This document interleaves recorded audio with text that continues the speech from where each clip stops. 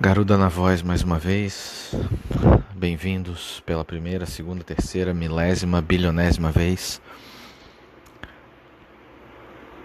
Vamos falar sobre umas mentirinhas da perfumaria que são mentirinhas poéticas, né? Não são mentiras maliciosas, graças ao bom Deus. Nesse caso, são mentiras criativas, mentiras poéticas. Assim como poemas de amor são mentiras, ninguém é capaz de amar daquelas maneiras irreais, mas isso não quer dizer que os poemas são falsos, né? Eles só falam de um jeito exagerado, e é isso que cria a arte nesses poemas. Assim também quando a gente fala de algumas notas na pirâmide olfativa da perfumaria, dos vários perfumes, a gente está na verdade se referindo a as mentirinhas, né? Construções que rigorosamente não existem, mas que a gente consegue construir através das estratégias da química, que se torna praticamente uma alquimia, uma fronteira entre ciência e arte. Eu chamo isso de notas fantasia, como existem os nomes fantasia das empresas, né? Mas algumas pessoas chamam de notas abstratas. Eu vou continuar chamando de notas fantasia. Elas são essenciais para a perfumaria contemporânea, até devido à quantidade de óleos essenciais que têm sido proibidos por bons motivos. As pessoas reclamam, mas são bons motivos, porque os óleos essenciais podem possuir, geralmente possuem, alguns subprodutos químicos ali que podem causar reações alérgicas, queimaduras químicas, queimaduras físico-químicas, né, por temperatura, reação com a acidez da pele, com as gorduras naturais da pele, uma série de questões que não é legal. Então, a perfumaria contemporânea é praticamente uma alquimia e trabalha muito em cima da construção dessas notas fantasia. Eu acho que a mais famosa delas, a nota fantasia que encabeça esse debate, sempre será o âmbar. Quando consultamos o nosso glorioso Fragrantica, lá sempre tem no âmbar uma imagem de uma resina de madeira endurecida, né? Essa resina avermelhada, alaranjada, amarronzada, né? Depende como se quiser descrever a cor, que evoca algo quente e ao mesmo tempo uma espécie de fóssil, né? Uma coisa muito antiga, cristalizada. Mas esse âmbar fossilizado de árvore mesmo, ele não tem cheiro, né? Eu já tive um e quebrei ele ao meio, inclusive, e raspei um pouco. Atritei, né? Não cheguei a raspar literalmente, mas eu atritei, esfreguei ele numa outra superfície e não sai cheiro. Não é uma substância com cheiro. O que a perfumaria chama de âmbar é uma invenção para trazer algumas características do âmbar gris, do âmbar cinzento. Esse sim, o âmbar gris. Gris quer dizer cinza, né? Daí em inglês também grey, né? Gris, cinza. O âmbar gris, daí grisalho, né? O cabelo acinzentado, né? Pois bem, o âmbar gris, algumas das características dele estão emuladas na nota de âmbar, né? Mas o âmbar gris, sim, esse é natural, é uma secreção que não é comum, mas também não é tão rara que não aconteça, da baleia cachalote, que é uma espécie de vômito, um refluxo, assim, para simplificar a explicação, como se a baleia tivesse um refluxo, e esse vômito, ela solta ali, parece uma espuma primeiro, depois ele, como ele é pouco denso, ele sobe e vai ressecando pela exposição ao sol. E aí, lentamente, aquilo vira uma coisa mais empedrada, mais endurecida. Não chega a ser uma rocha, não é uma coisa tão dura, mas ele já fica duro e seco, né? Comparado ao que ele era no começo. Uma espécie de vômito, né? Mas é praticamente ilegal você provocar. Eu acho que é ilegal na verdade, estritamente ilegal, você provocar uma cachalote a fazer isso. E é raro acontecer, né? Não é a coisa mais comum. Então, é uma substância muito cara. Então, dentre as características do âmbar gris, que tem um cheiro animálico, um cheiro de vômito, salgado, né, um cheiro forte, mas que se utilizado em minúsculas quantidades ele produz uma sensação de aquecimento e quase que acolhimento, quase como uma roupa quentinha e confortável, doses minúsculas, realmente minúsculas, tipo 1/100º de 1% da fórmula do perfume, né, é uma coisa 0,001, né, uma coisa assim muito pequena. Ele consegue acrescentar ou até um pouquinho menos, um pouco menos diluído, né, mas nunca uma quantidade de, sei lá, 1%, porque ele domina o cheiro radicalmente. Vai soterrar o perfume, não vai sobrar nada, vai ficar aquele cheiro horroroso, extremamente animálico, salgado, um pouco ardido, assim, um cheiro bem desagradável. Mas numa dose muito pequenininha, muito homeopática, muito vestigial, ele produz essa sensação de aquecimento e acolhimento, como se fosse uma roupa felpuda, quentinha, confortável, agradável, macia. E como é que isso é feito então, né? Com um acorde. Acorde na música, fazendo uma explicação simplificada, mas suficientemente correta, é quando várias notas individuais soam simultaneamente, são tocadas ao mesmo tempo, ou muito rápida uma após a outra, de modo que parecem estar soando simultaneamente, né? Então essa é a ideia de um acorde. Então se a gente fala de notas da pirâmide olfativa, um acorde na verdade ele é um compósito de notas. Então ele entra ali porque faz sentido entrar ali. Realmente faz sentido o perfume ter um acorde, né? Ter um conjunto de notas. É um conjunto de notas, só que a gente só tem um nome para isso, para não ficar repetindo vários nomes, né? Por quê? Porque ele é utilizado, ele é construído de uma maneira que a gente não vai sentir as notas que o compõem. A gente vai sentir o efeito compósito. Já o efeito composto, né? Geralmente a construção do âmbar, ela é tripartida, né? Ela tem alguma coisa para aquecer, alguma coisa para controlar o amargor e causar essa sensação de conforto. Então são esses 3 pilares, né? Geralmente ládano, resina de quistos, né? Aquele arbusto. Cisto se escreve com a letra C, mas, né, o C em latim, que é a língua utilizada para nome científico das plantas e dos animais, e de qualquer espécie viva, a letra C tem som de K, né? Então, quistos ou cistos é um arbusto e, extraindo-se a resina dele, tem um cheiro aquecido, realmente provoca essa sensação de aquecimento, de uma coisa melada também, assim, né? Uma coisa mais pegajosa. Herbácea, evidentemente, né? Um cheiro de planta. E levemente animálica, né? Levemente, assim, né? Geralmente se junta com isso vanilina, a molécula principal da baunilha, ou alguma coisa de baunilha mesmo, que vai acabar aproveitando aquela faceta melada, né, para torná-la um pouco cremosa, quer dizer, uma coisa mais sofisticada, dá um arredondamento, dá um controle ali no animálico e afasta um pouco a percepção herbácea. Então cria já um acorde âmbar simples, ele pode ser feito assim, né, com baunilha e mirra, por exemplo. Baunilha e olíbano, ou ládano, né? Ao invés de baunilha, alguns usam favatonca. Vou falar de favatonca depois também. Mas um acorde âmbar mais moderninho, mais sofisticado, ele geralmente vai incluir algum almíscar sintético também, né? Bracilato de... Como é que chama isso? Em inglês é ethylene bracelet. Etileno bracilato, né?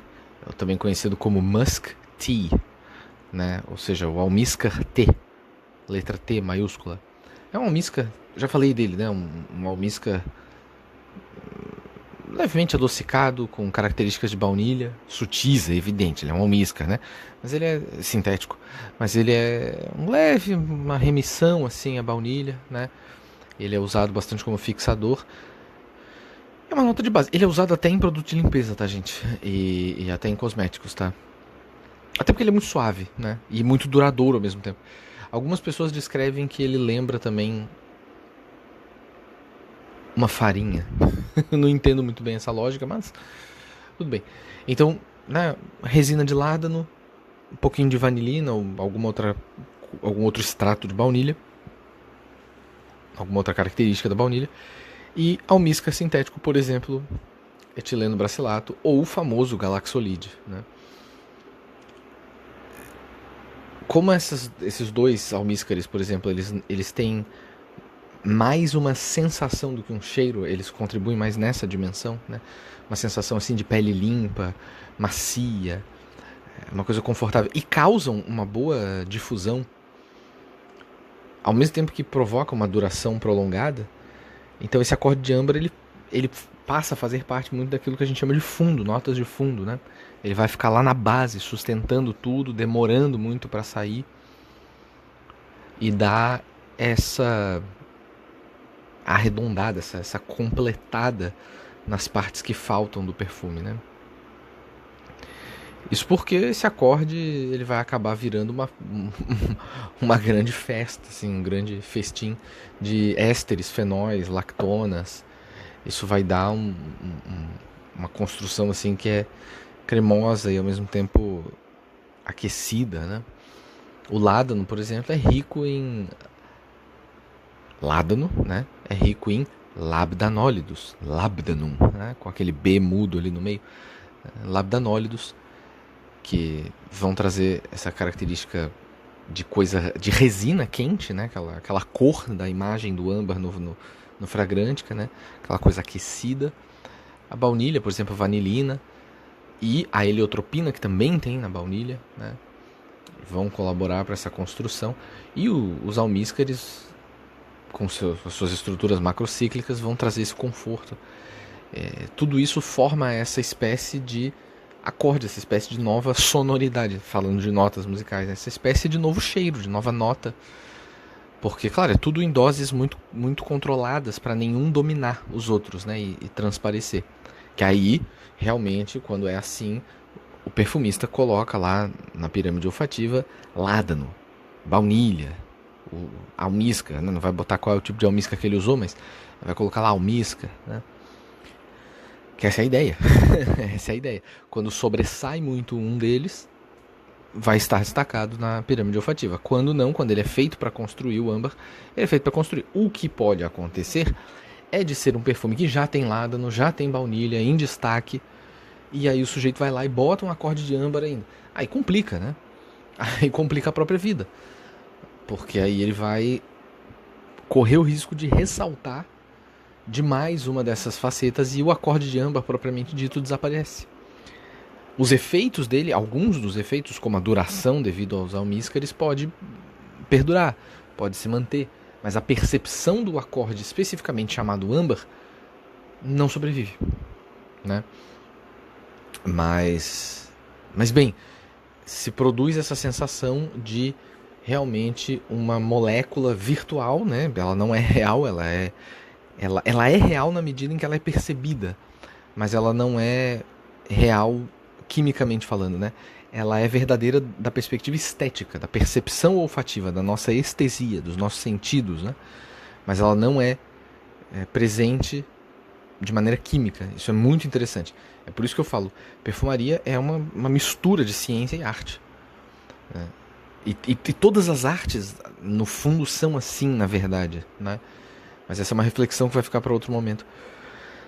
Mas todas as artes são assim, né? A escrita de literatura, de roteiro de cinema, a composição de música, a pintura de um quadro, a escultura de um material qualquer, a própria arquitetura, né?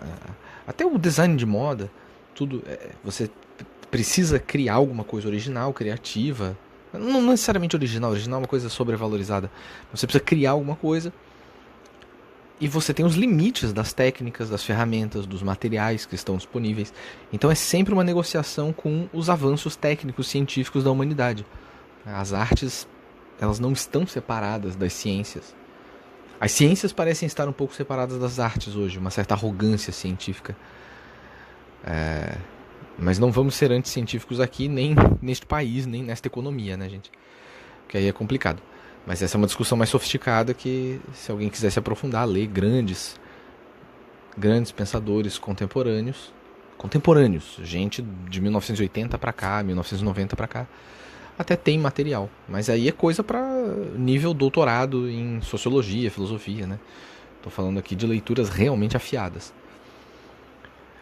Voltando ao nosso acorde fantasia, nossa nota fantasia, né? O acorde de âmbar. Também é muito legal chamar de acorde.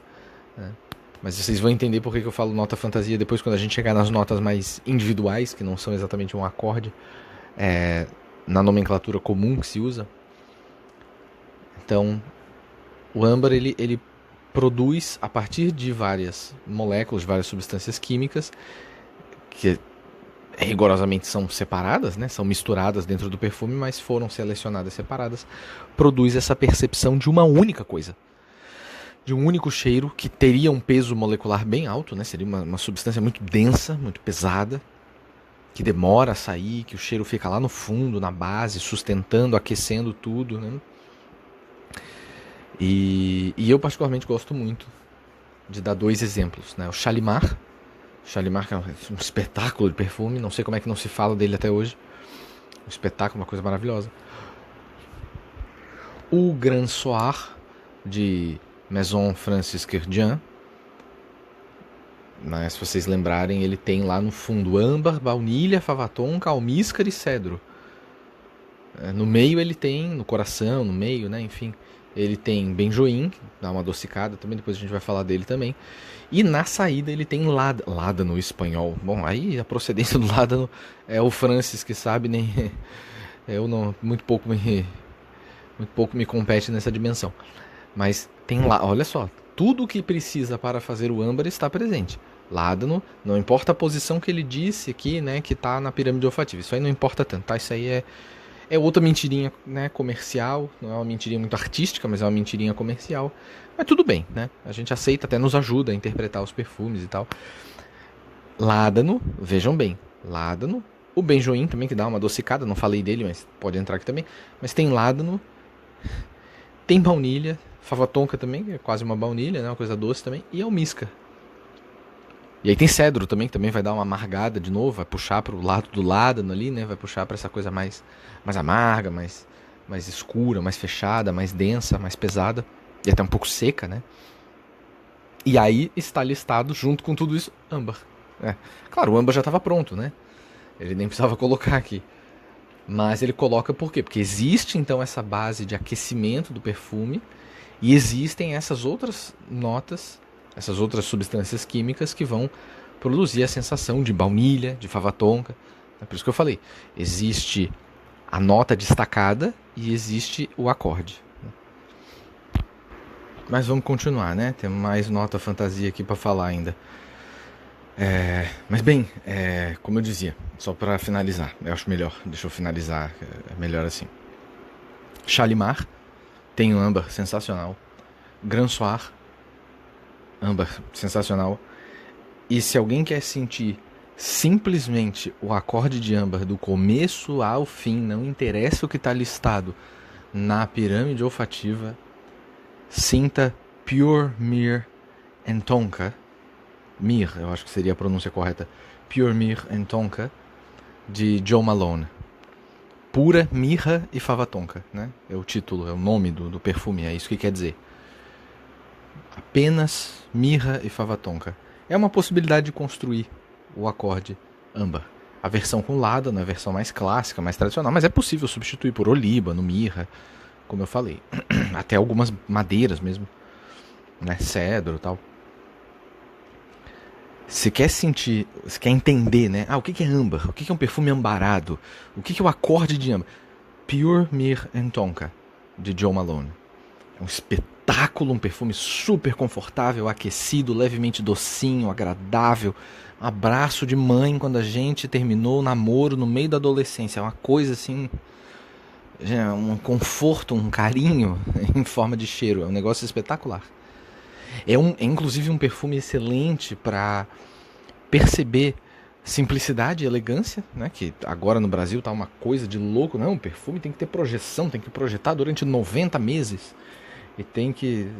Essa projeção, ela... Primeiro que a projeção, não é a fixação.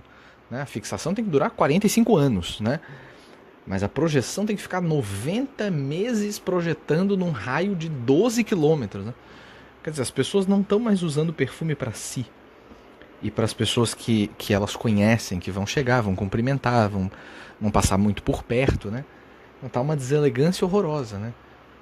Tá uma deselegância horrorosa. É como se todo mundo quisesse andar com uma caixa de som extremamente potente, com volume no máximo. Isso é ridículo. O perfume também precisa ser elegante, precisa ser adequado. Não pode ser essa coisa espalhafatosa, exagerada, barulhenta, né? Invasiva. É invasivo, invade o espaço das pessoas. E as pessoas não podem tampar o nariz, como elas podem pelo menos piscar os olhos de vez em quando, né? Ou pelo menos tampar os ouvidos de vez em quando. Senão elas vão morrer sufocadas. E respirar pela boca não é uma opção, né? Causa muito mal, resseca a garganta, não é uma opção. Então ficar querendo usar um monte de perfume bombástico, exagerado, isso é uma estupidez, uma coisa de pessoa deseducada, que quer se aparecer, e que ao invés de se aparecer na vida fazendo coisas impressionantes, sendo capaz de manter uma boa conversa, né, sendo uma pessoa interessante, não, quer passar um perfume e achar que ele vai fazer mágica. Não é assim que as coisas funcionam. Então a gente precisa voltar a ter um mínimo de elegância, né, gente? Pelo amor de Deus. Um mínimo de discrição, com I, discrição, de ser discreto, né? De não ficar se aparecendo o tempo todo. Uma das coisas mais interessantes que existe hoje em dia é exatamente não querer ser o número um, não querer ser o exagerado, não querer ser o que aparece o tempo todo. Mas ser aquele que é autêntico, que é genuíno, que é verdadeiro. Mesmo que isso signifique ficar um pouco apagado, não estar debaixo dos holofotes. O próprio acorde de âmbar geralmente é um pouco apagado. Ele não é exagerado. Ele não fica projetando muito longe. Mas ele fixa muito tempo, realmente. Mas ele é uma lição. Eu acho que o acorde de âmbar é uma lição pra vida, assim, né? E, bom, nessa estrutura tripla, ele é genial. É um acorde genial, uma nota fantasia, que é também um acorde, porque é feito de várias substâncias químicas que dão cheiros individuais também, né? Ou que são usadas como núcleo de outras construções que têm nome próprio. Então ele é uma nota fantasia e é um acorde. E é sensacional.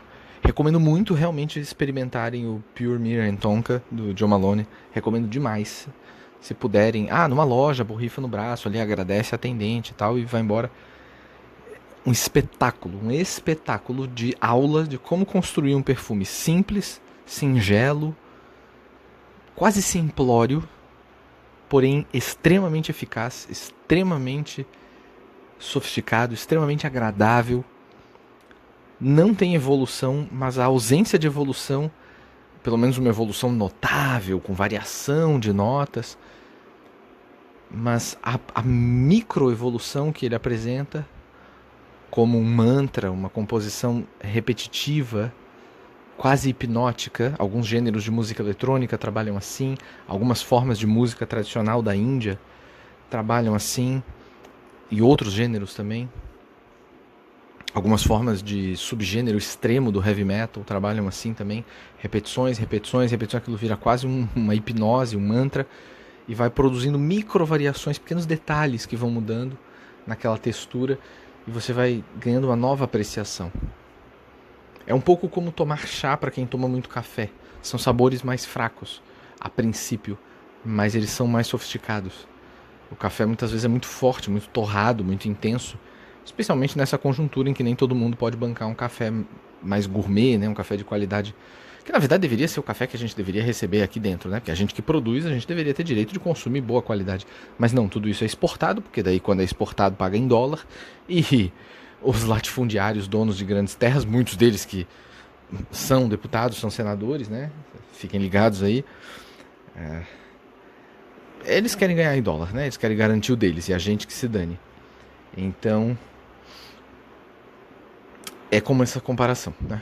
Na experiência, a pessoa toma aquele cafezinho mais torrado, um pouquinho mais ácido, mais pesado, e não está acostumada com um sabor mais fraco, porém mais sofisticado. É a mesma coisa. Você sente o Pure Mirin Tonka e é um espetáculo.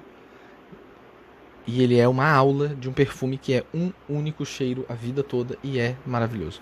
Recomendo, inclusive, para entender. É um perfume que é uma aula pronta.